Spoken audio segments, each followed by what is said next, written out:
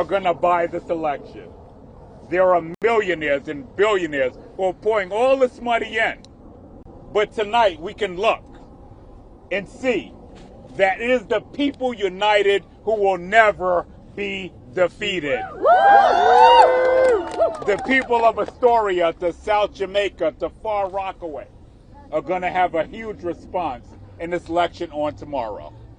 And we are going to carry this city into the future. And yes, there are those who doubt what this campaign is representative of. There are those who say we can't have free buses, that we can't build real affordable housing for the people who've lived in this city and beloved this city forever. And what I would say is those people have very little imagination. They have very little imagination. But in Zohran Mamdani, we have a candidate who dares to dream. In Zohran Mamdani, we have a candidate who dares to dream. And no, we won't simply be a city of no. We will be a city of yes. We will be a city who dreams big. And no, in 4 years, all the pundits here were right. Did he resolve every issue under the sun? And that's not possible.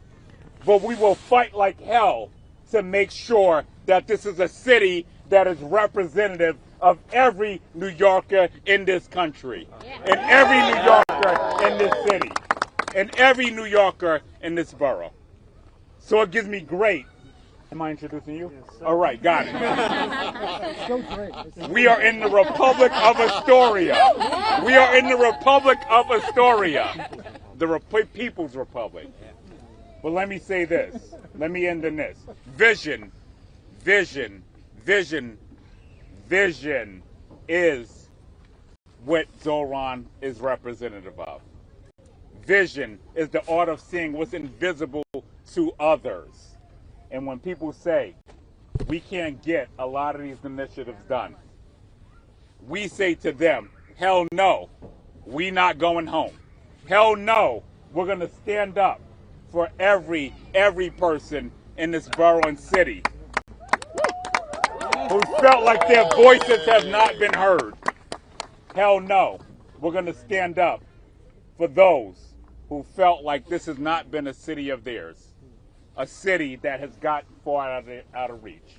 With that being said, it gives me great honor to bring up my socialist brother. I'm sorry. And let me just end in this. Dr. King was called the socialist. Dr. King was despised and called a communist as well. And our brother has brought a clear message that capitalism has to work for everyone. Capitalism can't be for those up top. Capitalism has to work for the people at the bottom as well. And it gives me great privilege to bring up somebody who's done a lot of work in the state senate to ensure that this is a city and a state that work for everyone. And that is my brother, State Senator Michael Gianaris. Thank you. Good evening, everybody. Good evening. So my name is Mike Gianaris. I'm the Deputy Leader of the State Senate, and I have been associated with some issues through my time in state government. I'm known as the guy who killed the Amazon deal not a few blocks away from here. I was a big part of taking down the IDC in the State Senate. Yes, sir. That's right. We took down the Republican majority in the State Senate. Yes, sir. Now, what do all those things have in common? They were championed by one Andrew Cuomo. Amen. Donald Trump's choice for mayor of the city of New York. Now, if you're all standing here following this rally, you may have missed that just moments ago, Andrew Cuomo actually said he wants this race to be decided by the Republicans in New York City. Yeah, I'm not joking. He said this in an interview. He said now it's up to the Republicans. He wants those votes because he knows, just like he got whooped in the Democratic primary, he has no chance with the Democratic voters in New York City. Let's go. Now, I did accomplish those things. I'm really proud of him. But right now, the one thing I'm most known for is that I'm the other guy who helped get the free bus pilot program done for Zohran Mamdani. And I'll tell you, the reason why that's the biggest thing is because his vision has electrified this city. And everybody knows, unlike his opponents, everybody knows what his message is. He wants universal child care. He wants to freeze the rents.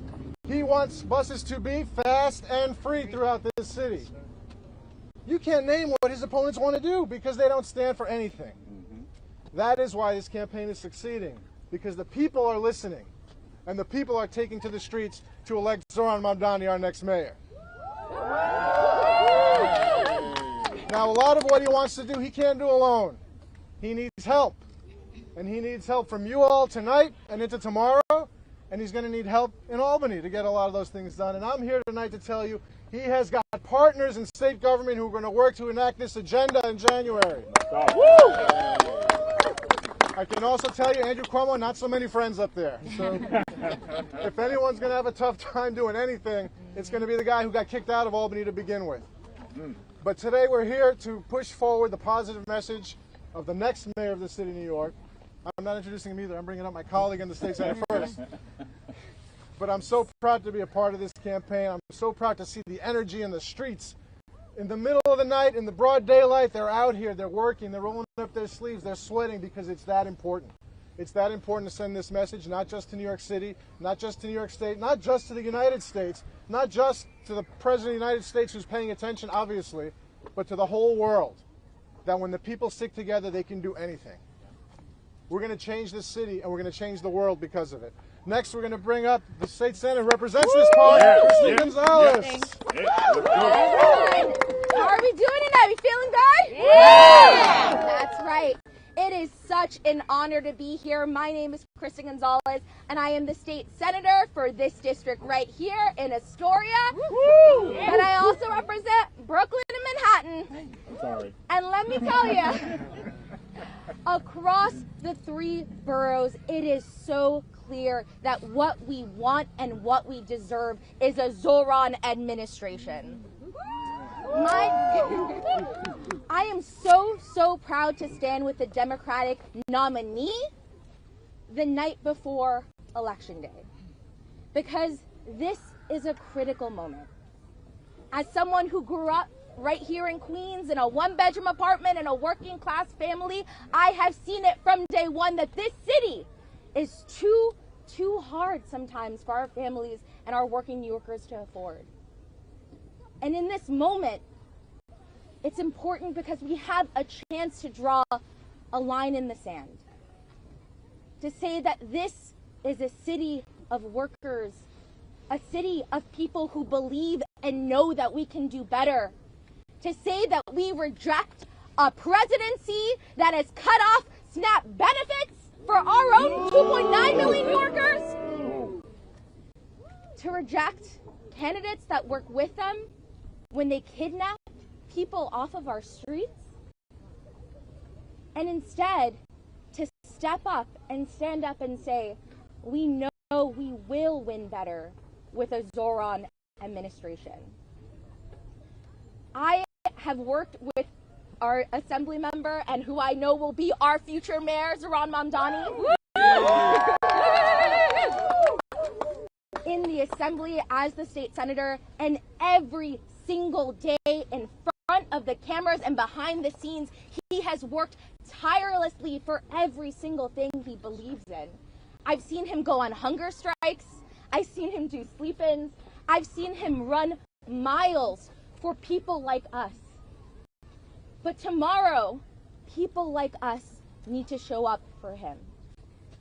And I want to say thank you to everyone who has shown up to this point, because this campaign has proven itself. Over 100,000 volunteers. Woo! Over this Sunday alone, 160,000 doors knocked. Yeah. And the most votes in a primary ever in New York City.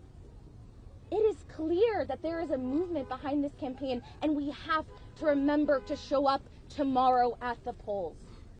So for every New Yorker who is at home, who has not yet voted, who has seen someone in their circle or experienced themselves the unaffordability of the city.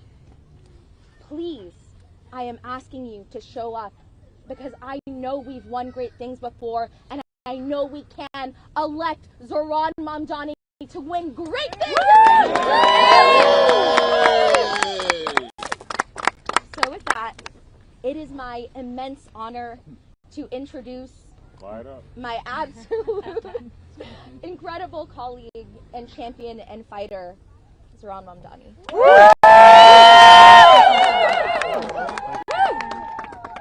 Thank you.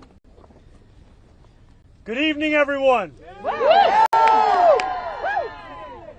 It is such a pleasure to be here with all of you today, to be here alongside our borough president, our deputy majority leader, our state senator, our city councilwoman, and countless volunteers who are here for the final night of canvassing before the election. We know what is on the ballot, but I want to take a moment to speak about who is on the ballot tonight.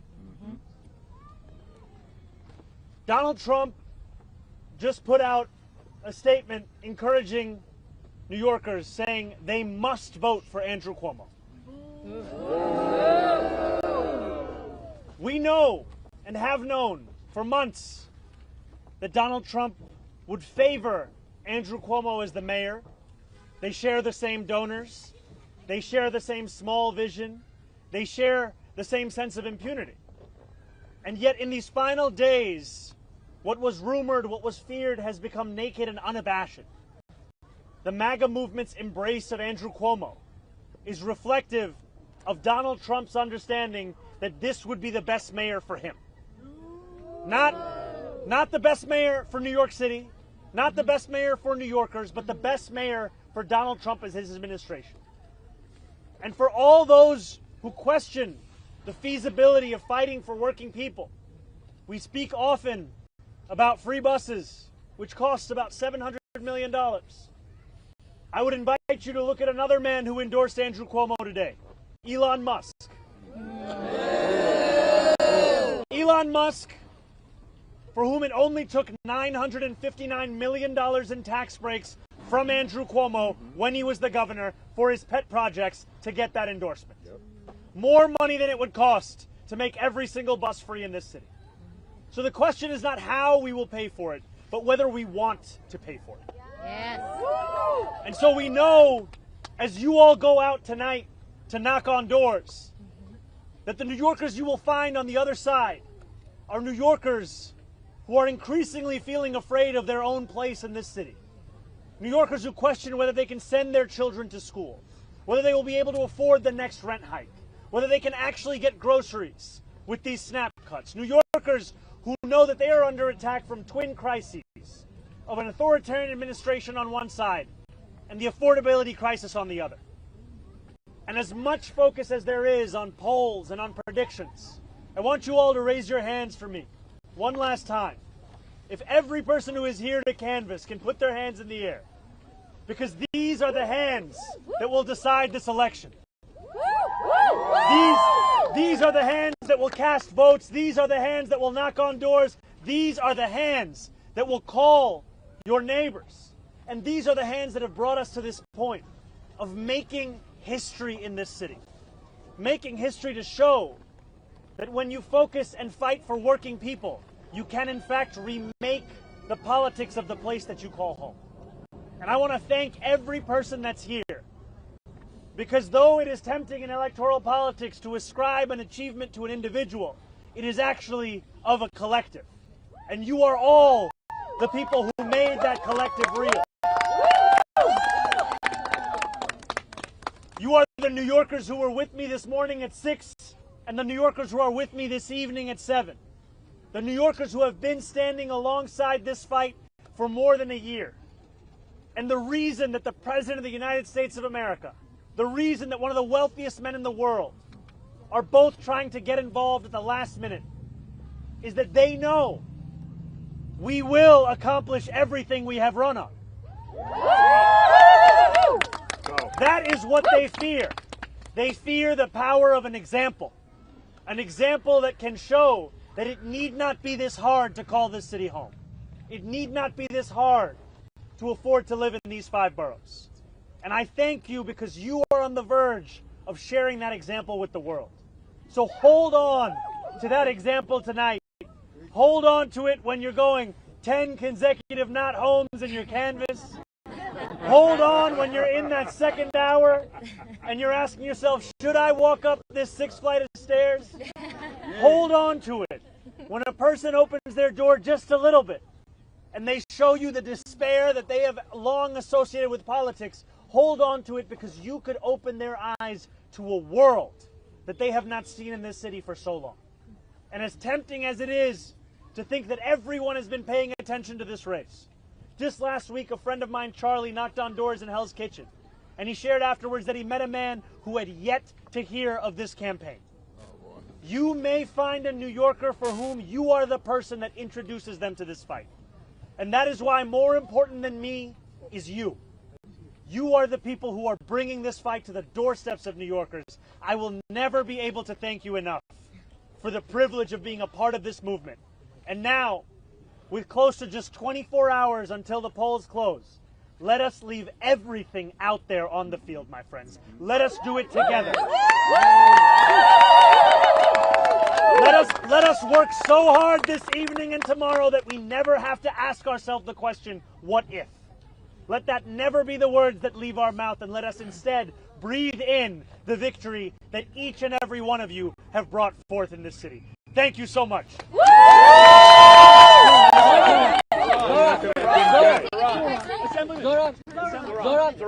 Zoran, what would your victory say to Donald Trump and to members of your own party who fear that your politics will harm the party in 26 and 28? Stand in front of the mic, please. Everybody, yes. How are we all doing?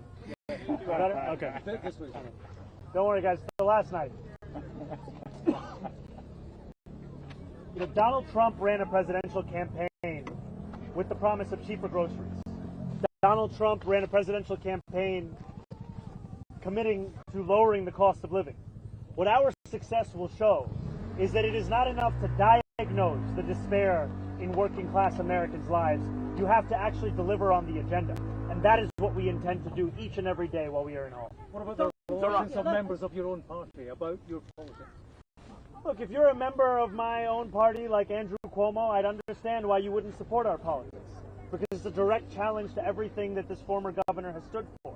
A politics of impunity, a politics of selling out working class people at the behest of his billionaire donors, and a politics of telling New Yorkers what they can't do when really what they mean to say is what they won't do. Jeremy, Assembly member, I know you just said that this is more naked and a bastion for your work than previous associations with men. Were you at all surprised to see the president go this far in front of Governor Cuomo? And then also, how do you reckon, I know you've made your own pushes into voter bases that have supported Trump in 2020 or even earlier. So how do you reckon with your own appeals to Trump voters and You know, I will always speak to every New Yorker who calls the city home. And while I'm looking to speak to Donald Trump's voters, Andrew Cuomo is looking to speak to Donald Trump's donors. That's the difference here. These are New Yorkers who voted for the president in the hopes of having a lower cost of living and who instead found that their despair was exploited as a means by which to deliver the political prosecution of Donald Trump's enemies and the enacting of the single largest deportation force in American history. Now, we knew in the primary that Andrew Cuomo was being funded by the same billionaire donors that gave us Donald Trump's second term. I did not, however, anticipate Andrew Cuomo going from being Donald Trump's puppet to being so nakedly his parrot. What he has said in these last few days, these are words that should shock the conscience of New Yorkers. He has said that diversity is a weakness, while forgetting which black host of the TV show he was on he was actually speaking to. He has laughed and agreed when a radio show host said that I would cheer on another 9/11. He has stood alongside the current mayor of the city as that mayor said that he was endorsing Andrew Cuomo to stop a movement that was burning churches in Nigeria, to stop New York City from becoming Europe. And as Deputy Majority Leader Mike Gianaris said, for Andrew Cuomo's closing message to be a call for Republicans to support him, it shows what we have long known, but what he was able to hide while he was in Albany, which is that Andrew Cuomo is interested more in his own power than in living up to the ideals that make so many New Yorkers proud to be Democrats. All right, we're going to go Michael right here. Assemblyman, in his post, Donald Trump very specifically threatened to withhold federal funds, that it is highly unlikely that I will be contributing federal funds other than the very minimum to New York City. If you are elected, that is a very real threat that you're going to have to deal with. How will you address that after you're elected if you win? I will address that threat for what it is. It is a threat. It is not the law. And too often we treat everything that comes out of Donald Trump's mouth as if it is already legal just by virtue of who is saying it. And it is time to finally stand up to the bullies that make these threats, not to become the bullies ourselves. And we've seen time and time again that the best way to respond to Donald Trump and to defeat these kinds of threats is to actually stand up and fight back. You've seen leaders across this country who have shown their unwillingness to compromise on their own morals and their own values as the way in which they fight back. And too often what we found in New York City is instead a willingness to capitulate and coordinate. And all of this with the most collaborative mayor you could find for Donald Trump in New York City. Still, the Trump administration was detaining New Yorkers as young as 6. Still, the Trump administration was cutting funding from our schools. Still, the Trump administration was taking $80 million out of our city's budget, and still the Trump administration was threatening $18 billion in cuts for infrastructure projects. My point here is that even with that collaboration, the threats continue. And so it teaches us all that it's time to actually stand up and name this authoritarian crisis for what it is, and to speak about this funding as not something that Donald Trump is giving us here in New York City. This is something that we are in fact owed in New York City. Zoran, Thank you guys so much. Thank you guys. Thank you guys. For you today. Thank you guys.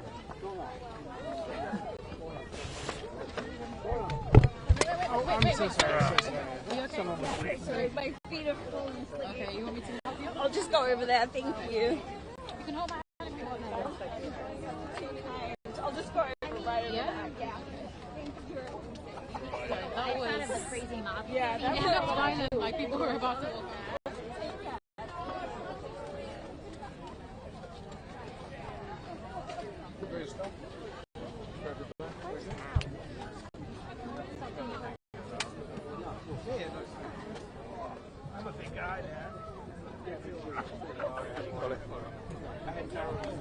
Vas, aprenda. Tú que tumbaste nosotros.